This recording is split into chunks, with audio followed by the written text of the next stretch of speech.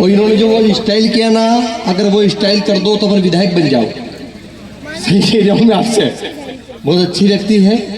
और बड़ी बात ये है कि अच्छे भी हैं और सच्चे भी हैं। एक बार इनके सम्मान में आपकी तालियां, क्योंकि मेरा ये मानना है, कभी कभी क्या होता है साहब कि हम दूर दूर के बड़े कवियों को बुलाते हैं, बड़ा लिफाफा देते हैं साहब, और हमारे आसपास की और गांव की जो प्रतिभाएं होती है, आसपास की जो गांव की प्रतिभाएं होती है ना साहब, हम उनको मंच नहीं देते साहब। कहीं के युवा नेता का फोन आ जाता है कि फलाना तो कांग्रेस समर्थित है, नाम काटो। कहीं के युवा नेता का फोन आ जा रहा है, वो तो बीजेपी का, वो तो भाजपा युवक मोर्चा का लड़का है, उसको काटो। कहीं के युवा नेता का फोन आता है, वो तो संघ का आदमी है, नाम काटो। इस चक्कर में भाई साहब गांव की प्रतिभा आगे नहीं बढ़ पाती है। लेकिन प्रतिभाओं को मंच देने के लिए निश्चित ही हमें आगे बढ़ना होगा। और बाहर के बरगद को, पीपल को पूजने से पहले हमें घर में लगे हुए तुलसी के पौधे को पूजना होगा साहब। हम जाते हैं बड़े बड़े मंचों पर साहब, हम सीना ठोक के कहते हैं हम गांव से निकलते हैं, छोटे से गांव भगोरा से निकलता हूं और पूरे देश की यात्राएं करता हूं। और एक दिन ये देवेंद्र भैया आपके सामने आज कहके जा रहा हूं मंच से, आप लोग याद रखना, देवेंद्र भैया पूरे देश की यात्राएं मेरे साथ करेंगे। और जल्द ही मेरा जो मार्च अप्रैल का जो मेरा कवि सम्मेलन होता है देवेंद्र भैया, उस टीम में आप रहोगे। इस बच्चे को मैं घुमा के लाया हूँ, पीपलेला के लोगों से पूछ लेना, आप मुंबई की यात्रा मैंने कराई है इसको। जब ब्यावरा के लोग टीम बनाते थे ना भाई साहब, तो यूँ कहते थे तो गाँव का कवि है, छोटा कवि है, छोटा कवि है, छोटा कवि है। मैंने इसको मुंबई माया नगरी में कवि सम्मेलन पढ़वा दिया। करो जोरदार अभिनंदन एक बार मेरा। ये चल गया है ऐसे, हाँ ये सीधे को यही चलेगा, दिखेगा तो दिखेगा। हाँ ये अपने सबसे सेटिंग है भाई साहब, अपने दोनों पार्टियों में सेटिंग है बराबर के, कोई तकलीफ नहीं है।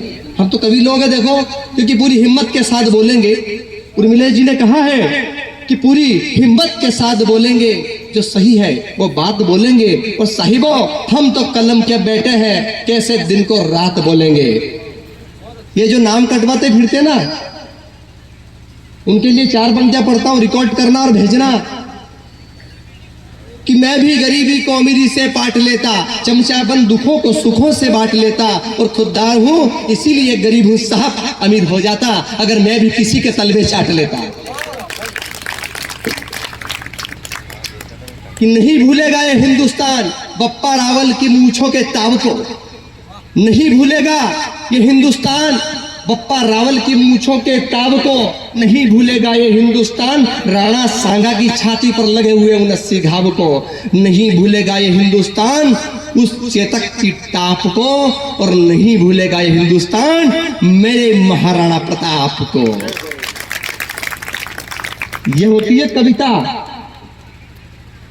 टेंशन मत लो देवेंद्र भैया, मुंबई कवि सम्मेलन पढ़ के आओगे तब फिर कहना आप। और मैं आपसे फिर पहले भी कह चुका हूं और अब फिर कह रहा हूं मैं, सुनील, जिले के कवियों के भरोसे मत रहना, अनुशंसाओं के भरोसे मत रहना, नेता अभिनेता इनके भरोसे मत रहना। क्योंकि ये जो बैठी हुई ना ये जनता, ये अंगूठा दबाती और यही पहुंचाती संसद तक, विधानसभा तक, हर व्यक्ति को। हम किसी पार्टी का विरोध नहीं करते साहब, हम तो वो लोग हैं, हम कवि लोग जिसकी तरफ बोल ले उसकी सरकार बना दे।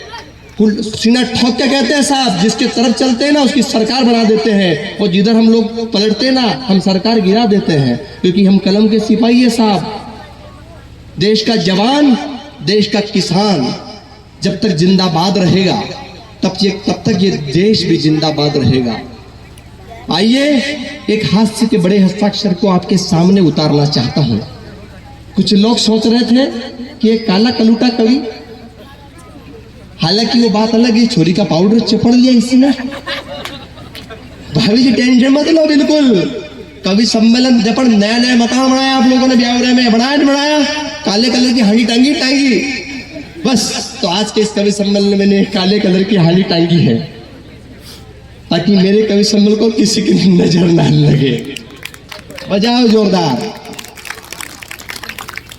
एक बार एक शादी में चल गया माहौल, तेरा माहौल बना दो, वरना तू कहेगा कि वीरस का माहौल बना गया, बुझाएं फड़कने लगी है ना। देखो भाई साहब है, आप बहुत अच्छे लग रहे हो, लुकिंग वेरी नाइस गॉर्जियस।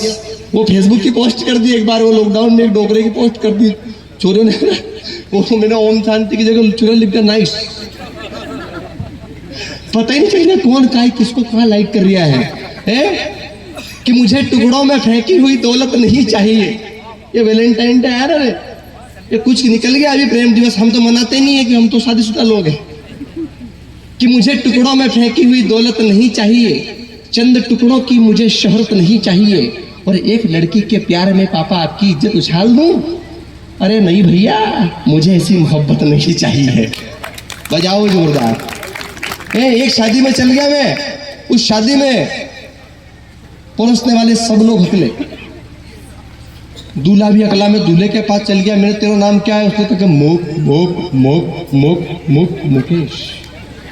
गजब यार, तेरे मासा जी कहाँ रहते हैं? कोटा। गजब यार, मैं तेरी बारात कहाँ जाएगी? के प्यावरा। मैंने क्यों रहे? कोटा में अटका, इंदौर में अटका, सब में अटका, ब्यावरा में काहे नहीं अटका? इंदौर भी दूर है, कोटा भी दूर है, ब्यावरा तो पास में है। उसमें देखो परोसने वाले भी ऐसे। भाई साहब क्या, भाई साहब क्या भाभी जी ने बुला लिया क्या आपको? क्या भाई साहब ऐसे अच्छा कुछ पर्सनल बात है क्या? आओ भाभी जी ने कह दी कि ज्यादा हंस रहे हो, घर चलो। आप सब नेतागिरी निकाल देते हैं आपकी। बन गया नहीं माहौल? हाँ तो बजा के दिखाओ, इसीलिए बुलाया मेरे को। आप बजाते रहो ताकि मेरे घर पर 2 छोर छोरियों पल जाएंगे। हाँ नहीं, घर जाके बताना पड़ेगा मैं रात में कहाँ था। वो परोसने वाले भी ऐसे, वो एक आ गया चक चक चक चक चक चक चक चक चक, चक्की किसी के नहीं रखी। अगला आ गया पो पो पो पो पो पो पो पो, पूरी किसी के नहीं रखी। मजा तो अब लो जब अगली बार गुलाब जामुन वाला आ गया।